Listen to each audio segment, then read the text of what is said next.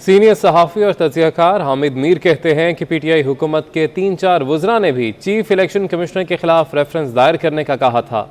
हामिद मीर ने कहा कि चीफ इलेक्शन कमिश्नर का ओहदा आईनी है और उसे आईनी तहफ़्फ़ुज़ हासिल है।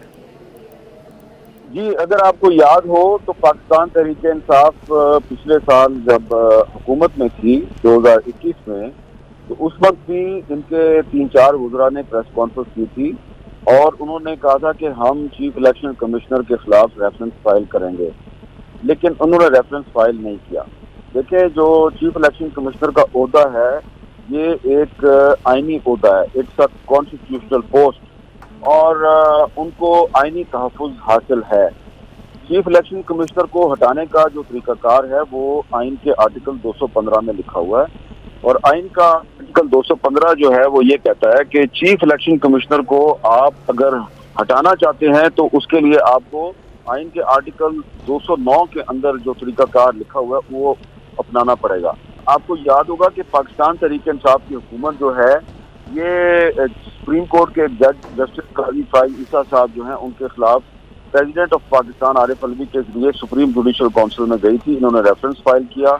और अल्टीमेटली फिर उस रेफरेंस पर सुप्रीम कोर्ट के 10 रुकनी लार्जर बेंच ने समाअत की और काजी फाइज ईसा के खिलाफ जो रेफरेंस है वो नाकाम हो गया, वो स्ट्राइक डाउन हो गया। अब अगर पाकिस्तान तहरीक इंसाफ ने चीफ इलेक्शन कमिश्नर को हटाना है तो एक दफ़ा फिर उन्हें एक रेफरेंस फाइल करना पड़ेगा और चीफ इलेक्शन कमिश्नर के खिलाफ किसी बद इंतजामी या करप्शन या नाअहली का सबूत ढूंढकर प्रेसिडेंट ऑफ पाकिस्तान को भेजना होगा और प्रेसिडेंट ऑफ पाकिस्तान जो है वो उनका ताल्लुक क्योंकि तहरीक इंसाफ से ही रहा है तो वो उसको सुप्रीम जुडिशल काउंसिल में भेजेंगे। अब जब सुप्रीम जुडिशल काउंसिल में वो रेफरेंस चला जाएगा तो उसके बाद चीफ जस्टिस ऑफ पाकिस्तान जो हैं वो फिर सुप्रीम जुडिशल काउंसिल की तश्कील करेंगे और फिर उसकी समाअत शुरू होगी और फिर जो है वो चीफ इलेक्शन कमिश्नर के खिलाफ अगर कोई चीज साबित होती है सुप्रीम जुडिशल काउंसिल में तो फिर आप उनको हटा सकते हैं। अगर Pakistan Tehreek Insaf chief election commissioner को हटाने के लिए ये रेफरेंस तैयार करके भिजवा दे प्रेसिडेंट ऑफ पाकिस्तान को, प्रेसिडेंट जो है वो रेफरेंस जो है वो चीफ जस्टिस ऑफ पाकिस्तान को भिजवा दें तो कम से कम 3 से 4 महीने लगेंगे सारा मामला मुकम्मल होने में। चीफ इलेक्शन कमिश्नर के ऊपर बहुत दबाव है,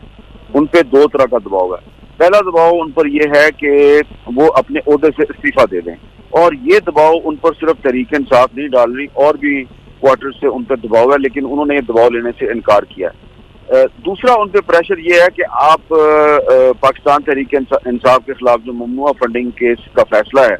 ये इसको आप डिले करें और ये आप मत सुनाएं, लेकिन ये फैसला जो है वो मेरी इत्तला के मुताबिक वो तकरीबन लिख चुके हैं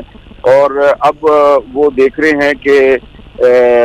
इसको फाइनल टचेस दे रहे हैं और फैसला क्योंकि काफी तफसीली है तो जाहिर बात है उसमें कुछ डिले हो रहा है तो प्रेशर तो उन पे बहुत है। तो उनको असल मसला तहरीक इंसाफ का ये है कि वो